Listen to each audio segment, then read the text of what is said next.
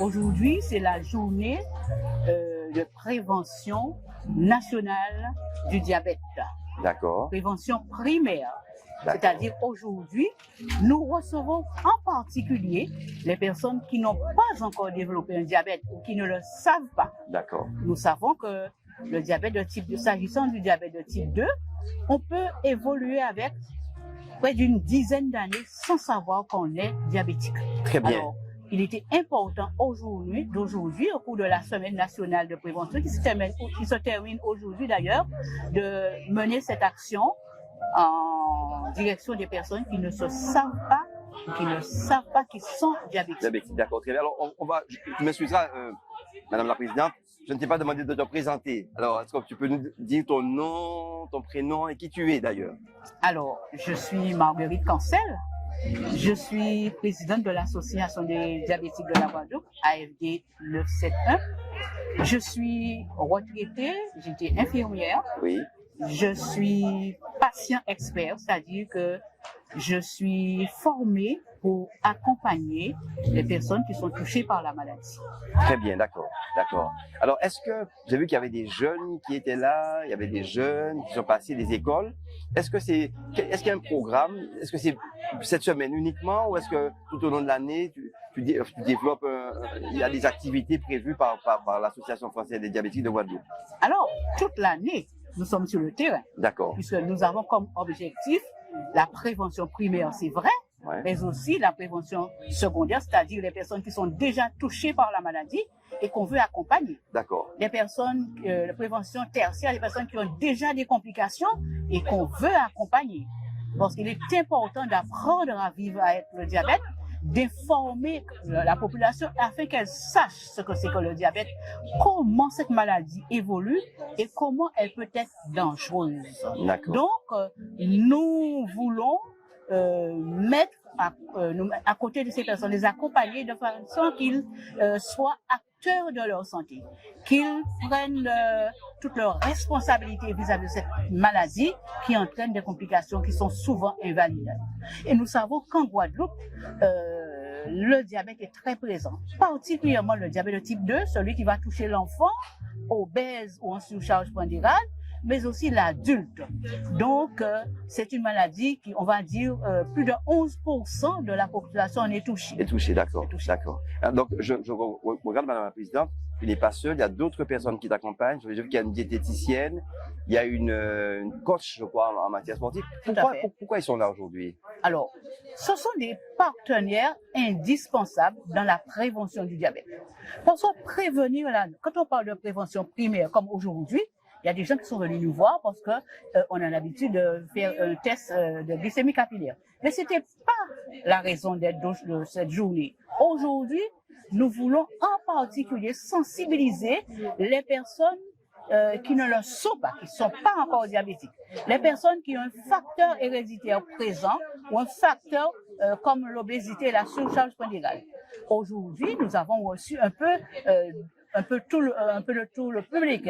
Nous avons eu ce matin des classes de primaire et ces enfants-là,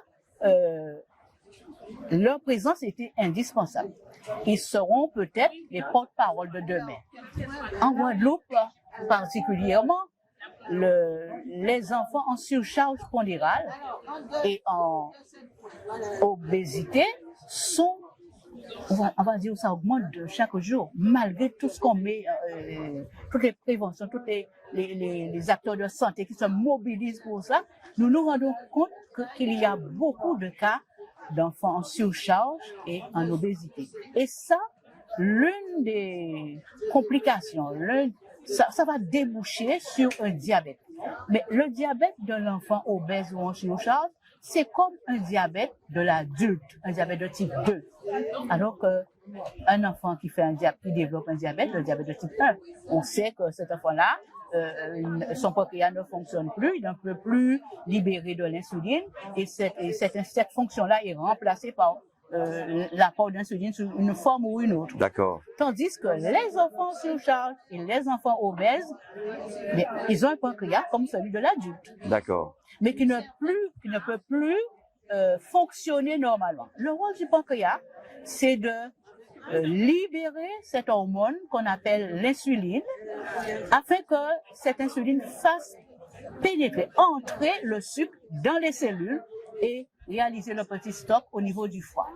Chez ces enfants-là, il y a déjà cette difficulté. D'accord. Alors que chez l'adulte, quand on découvre un diabète de type 2 chez l'adulte, on a perdu environ déjà 50% des cellules du pancréas. Et chez l'enfant, déjà à cet âge-là, l'insuline n'arrive plus à jouer son rôle.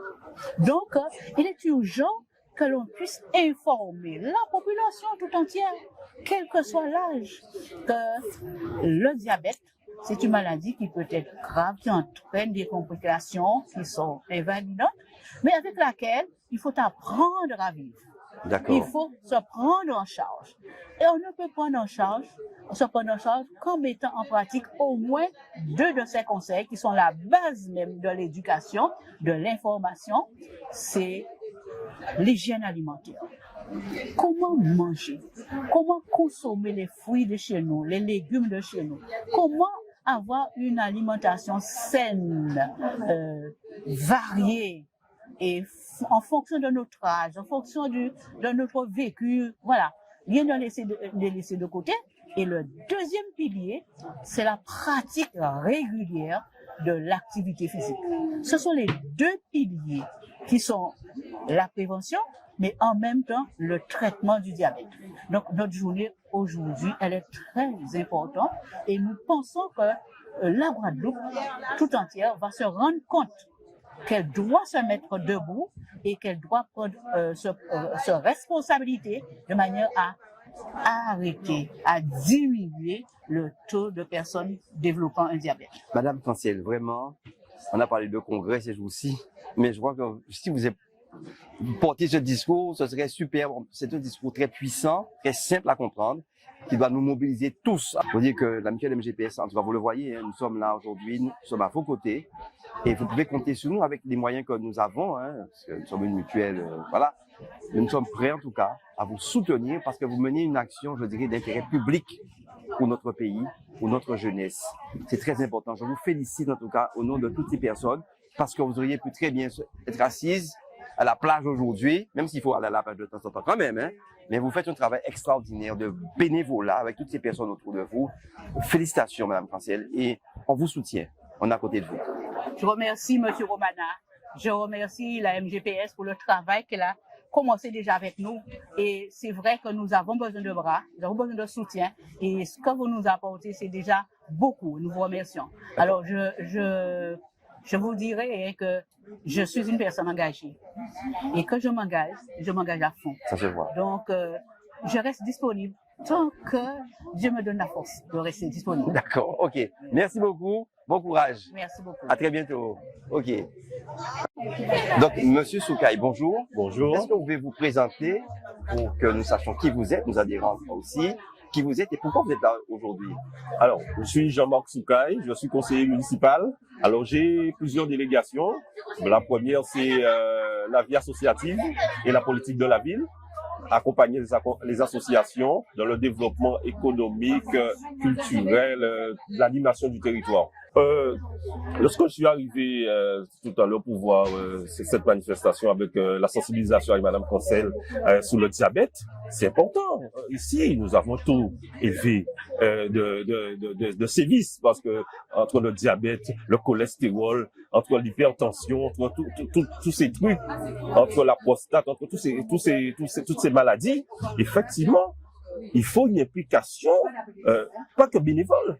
Il faut que justement cette population puisse accompagner et les institutions aussi. Il faut qu'ils puissent se donner les moyens d'accompagner les acteurs qui font des choses, qui sensibilisent, qui portent conseil en matière de nourriture, en matière de prévention et autres. Ça, c'est important. On peut pas continuer à vivre comme si en se disant que tout ira mieux demain. Il faut cette phase de sensibilisation, mais il faut aussi cette phase d'accompagnement.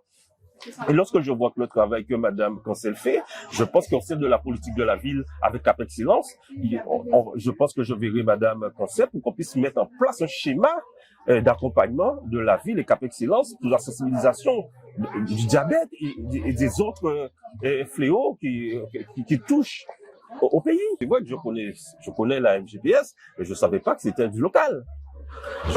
Oui, je connais, puisque j'ai entendu parler lorsqu'il y a eu ce problème où est-ce que les employeurs doivent prendre en compte les salariés et tout. C'est vrai qu'on nous a fait la proposition de travail, mais je ne savais pas que on nous a jamais dit que c'était local. Je sais qu'il y a Guadeloupe, Martinique et Guyane aussi, c'est ça? Alors, notre siège social est à Jarry. Oui, d'accord. Et nous sommes une quelle locale? Oui, c'est local. Alors, on a une agence Martinique, et on a 4 agences en Guadeloupe. Notre siège est à Jarry. Nous sommes une mutuelle locale. Bonjour, donc je suis Audrey Gaspard, je suis éducatrice sportive. Je fais partie de la Fédération française de gymnastique volontaire, d'où on a notre siège social qui est au Gosier et on est représenté par le CODEP, donc le comité départemental.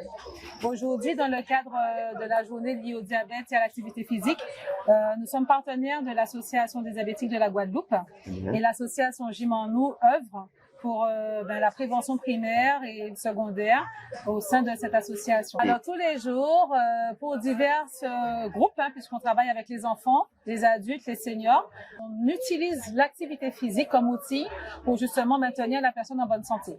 Donc de quoi il s'agit? C'est des activités diverses et variées qui vont faire appel à leur équilibre, leur souplesse, leur force, leur capacité d'endurance. Et pour savoir et pour être le mieux adapté à la personne qu'on reçoit, on fait des tests. Et c'est ce qui va nous différencier d'une salle de sport où tout le monde fait la même chose en même temps. On va prendre la personne dans son intégralité en faisant attention à ses particularités. Est-ce qu'elle a 60 ans? Est-ce qu'elle en a 70? Quel est son niveau de pratique? Tout à fait. Quelle est sa forme au niveau de sa santé? Et quelles sont ses attentes aussi? Et avec tous ces éléments-là, on fait des tests. Donc, il y a des questions aussi qu'on échange, parce que si c'est quelqu'un qui est déjà très actif, on va peut-être, grâce au test, pouvoir mettre le doigt sur un manque de souplesse, un manque de coordination, un manque peut-être de force musculaire. Donc, on sait qu'avec l'âge, les muscles ont tendance à s'affaisser et on va peut-être travailler sur du renforcement musculaire, par exemple. D'accord. Et donc, voilà, on a des pratiques qui vont vraiment s'orienter sur les besoins de la personne. On travaille beaucoup avec les réseaux de santé. Donc, justement, HTA-Guad, le réseau diabétique de Guadeloupe, avec le JPRASPEG. Et donc, c'est normal aussi d'avoir cette action de prévention et je vous félicite d'être dans cette dynamique-là. D'accord.